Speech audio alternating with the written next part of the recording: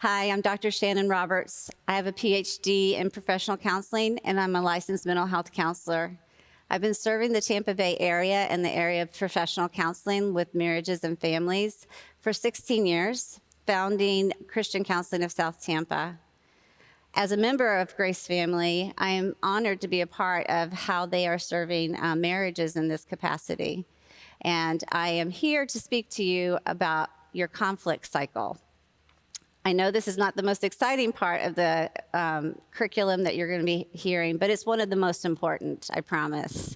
In fact, John Gottman, who is the founder of kind of the marriage counseling research, and from which all of our counseling practices and interventions have been built, said that predicting with almost accuracy of 99% of how couples fight is the greatest predictor of relationship dissatisfaction and divorce, which is very important to me, having been a product of divorce coming up, my mom having been married several times, my dad several times too.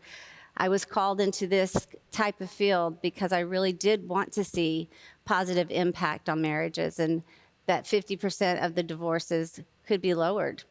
And unfortunately, the same percentage is in the faith community too. So the calling that I have on my life is for the purpose of restoring marriages. And so I'm happy to be here to talk about that today. Mostly, I want to say that couples that fight is really not necessarily a bad thing. In fact, you are to have some kind of healthy protest system in your relationship. The fact that you aren't fighting is not necessarily good either. It's how you fight that's the most important thing. When you look at ways of revealing who you are and what you desire, telling somebody what you don't necessarily like in a relationship is just as much a part of intimacy building as telling them what you do like. It's easy to talk about, well, I like yellow roses, or I like this particular dish that you fix. I'm hoping that the next time he goes to get roses and there's a choice between red and yellow, knowing this about you, he'll pick up yellow. You knowing what kind of dish he likes and you have a choice between the two on his special day, I'm hoping that it matters to you that you're going to pick the one that he most likes. So equally the same, when someone tells you what they don't like in the relationship, which is a protest, we are revealing a part of our likes and dislikes, the things that we want you to know about us. And we want it to matter to you.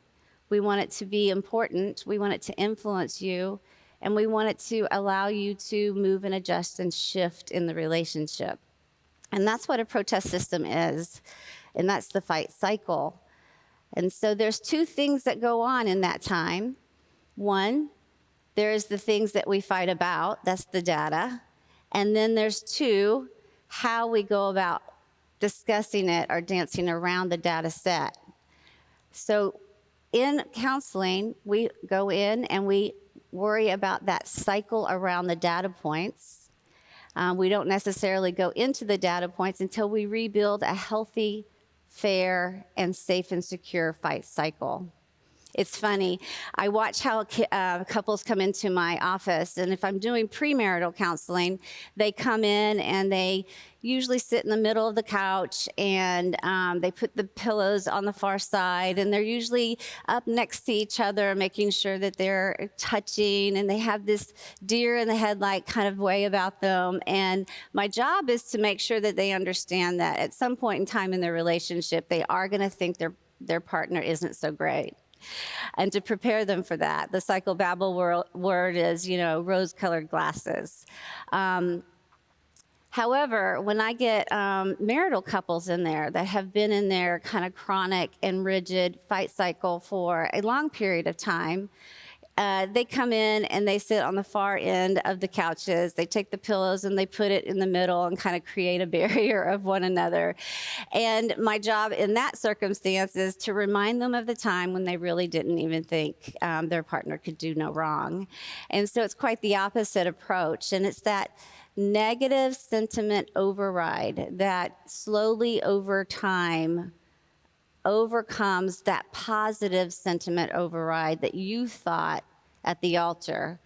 That you could look at your partner and think that I'm going to spend the rest of my life with this person, and I want to please this person. And the opposite is true in the fight cycle as it slowly erodes that feeling, and we begin to shift and turn the way that we talk about our partner in our own head, the way we see our partner, and it's this fight cycle that's the biggest indicator. Apart from the contraindicators of when couples counseling isn't appropriate, such as violence, current infidelity, long-term substance abuse, underlying mental illness that needs to be addressed and stabilized. Apart from those indicators, this fight cycle is the thing that is the biggest predictor. So in our counseling, we map this cycle out. We take it really, really slow. And what we find is that a neutral trigger based on either a person's upbringing trigger system or the relationships trigger system will begin to form a conversation in their head about this trigger. And whatever that is, sometimes activates the fight, flight, or freeze. And we usually move from this really emotional, primary, vulnerable place to a action tendency and a secondary emotion of self-protection. So whether that means you have moved into a fight position, an escalated protest, a flight position where you shut down and you move away and do not want to engage, or a freeze system where we're not sharing exactly what we're thinking and feeling. This becomes your rigid cycle.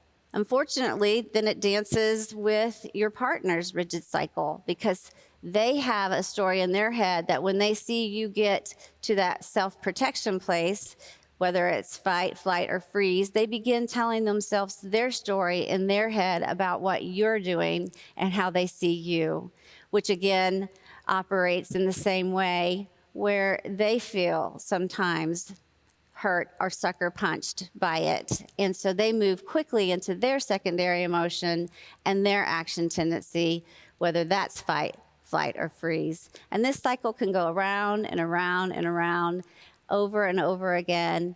And sometimes some couples do not even come out of it. There's never a repair system, never a time where they come back to a place of warmth and safety and security within the relationship. And so by the time the next trigger set happens, they're already kind of in that negative place. And it's this thing that goes from chronic rigidity over time and erodes the way that we feel about one another. So creating this safe and secure connect cycle so that you can talk about the really hard, difficult things is the primary objective here.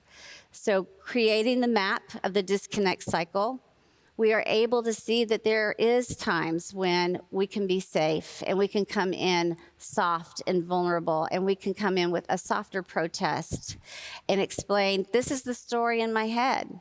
I'm not sure if it's the correct one. I'm not sure if I'm just anonymously making this up without checking in with you, but this is what it is, and I am ready and willing to receive your influence on whether or not this is true or not. And this is how I'm feeling in these moments. And the primary, more vulnerable emotion is the objective here, to be able to open ourselves up to that risk, to see if our partner will care for us well in those moments, to be influenced, to have it be matter to them. And so creating that safe and secure place in the room is very important in order for those risks to be taken, because for years they haven't taken these kinds of risks. I encourage you to map this out. You'll have a little bit of a diagram in the curriculum, and you will be able to map your own fight cycle out, creating opportunities for you to disclose some of the things that you tell yourself, whether accurate or not, and allowing your partner to go in and clarify or add to that story in ways that you would not have considered had you not been vulnerable. So we encourage couples to go in with curiosity, wanting to go in and ask questions to understand, not to be understood necessarily. We suggest partners to be able to make sense of their partner's view of things, because we all have different ways that we view. We all come in with different biases, and we all have different personality sets. So one is not necessarily wrong. It's just only half of the story, and you are able to offer your half of your story as soon as you make sense of your partner's first. Creating those kinds of connect cycles are the approaches that move and shift all of those negative emotions in the coupleship back to, over time, where that positive sentiment override is able to kind of overcome. A lot of times couples wait before they come to a counseling room. In fact, I think the average is 4 to 8 years before they actually get there and they know that they've needed to. So I encourage you guys to do this work now, to do it in this kind of a setting, because this is a great opportunity to do some prevention, not just remediation. Going back, I had mentioned John Gottman and how he could predict with the 99% accuracy those couples that typically would end in divorce based on how he would observe them fighting. He got to 4 specific action tendencies in their fight cycle that would be, if present, the predictors in and of themselves. Those 4 are: first, criticism. If you, in your fight cycle, find that you are attacking your partner or the person rather than the problem, that becomes problematic. The second one is stonewalling.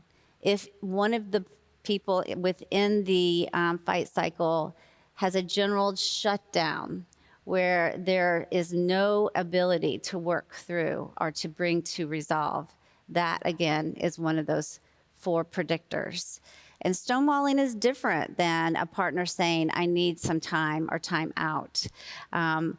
Being able to exit the argument cycle to take a minute and then return is not a stonewall. And sometimes we have to allow our partners, when they're flooded and overwhelmed in the emotion of it all. But stonewalling has a more passive-aggressive tone, a general desire of a not want to, rather than a timeout to get better prepared. And let me talk about those timeouts. What we do in those timeouts is really important too. Are we rehearsing over and over and over that conversation and how we were right and they were wrong? Or are we really bringing ourselves back to a place of hopefully neutral, so that we can come in for the purpose and desire to get to resolve? The third one would be contempt. And of the 4, this is the hardest one to come back from. And this is that general disregard of not caring or not wanting to. The not want to part of it is really hard. And the next step after contempt becomes indifference. It's the exact opposite of what you would feel at the altar, where you wanted to please and make sure that you did the things for your partner that they loved and enjoyed. So this is the exact opposite feeling of that. So we have criticism, we have contempt, we have stonewalling, and then the last one is defensiveness. Not being able to receive your partner's influence, to be able to understand their side of a crime scene versus the one that you saw on your side, is a really hard moment where we aren't using our most known person in our life for self-growth, that we can't hear and receive those things. And I know sometimes it's the way that our partner presents those that make it hard to receive and understand. And that is exactly why mapping the cycle, getting softer in a protest, sharing vulnerably from a primary emotion, disclosing the story in our heads so that it can be corrected and our partner can receive influence on that, is part of that connect cycle. And we know that over time, as these rigid chronic cycles get faster and we ride that path over and over again and they get more chronic and it's harder to get out of them, that even asking you to map this cycle and potentially do this on your own might even be very difficult. And so that emotionality sometimes stands in the way of partners finding themselves again. And if that's the case that you're understanding now, don't feel like you have to go that alone. There are professionals that create the safety and security in an office setting that know how to navigate those really fragile and difficult paths in the beginning, taking into account each one's, hurt and pain from history. So we're hoping that this is something that you can do as prevention. But if there's not something that you can do, and it really needs to be remediated with professional people in the room with you that you could feel safe with, that's available with you too. So we are hoping and praying for you. Keep at it, and God bless.